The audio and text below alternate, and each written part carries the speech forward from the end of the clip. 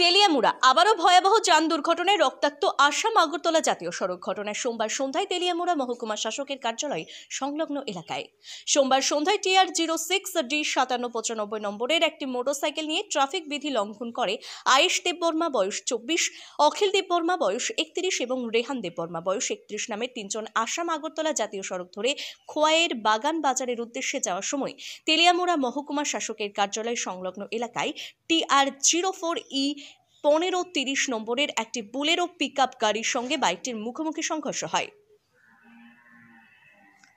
গাড়ির ধাক্কায় বাইকে থাকা ওই তিনজন ব্যক্তি রক্তাক্ত অবস্থায় আসাম আগরতলা জাতীয় সড়কের উপর ছিটকে পড়ে। তৎক্ষণাৎ দুর্ঘটনায় বিকট শব্দ পেয়ে ছুটে আসে এলাকার লোকজন এবং ঘটনার খবর পাঠায় তেলিয়ামুড়া অগ্নি নির্বাপক দপ্তরের কর্মীদের নিকট।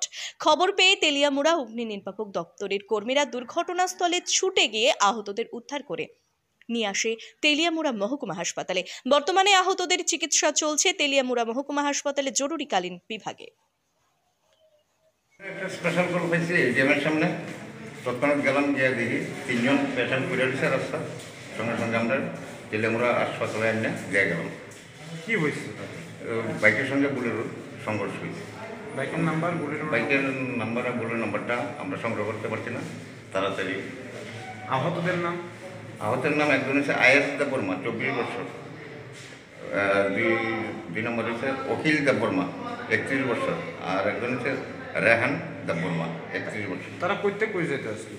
এরা বাগান বাজারের দিকে, বাগান পয় রোডে বাগান বাজারের দিকে যাইতেছে। কোন জায়গায় হয়েছে ঘটনাটা? ঘটনাটা এটিএম অফিসের সামনে।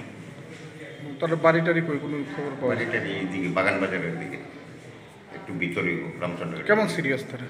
একজনের অবস্থা পাওয়াটা মনে ভীষণ ব্যথা পাইছে, আর দুজন তো মাথা ব্যথা পাচ্ছে।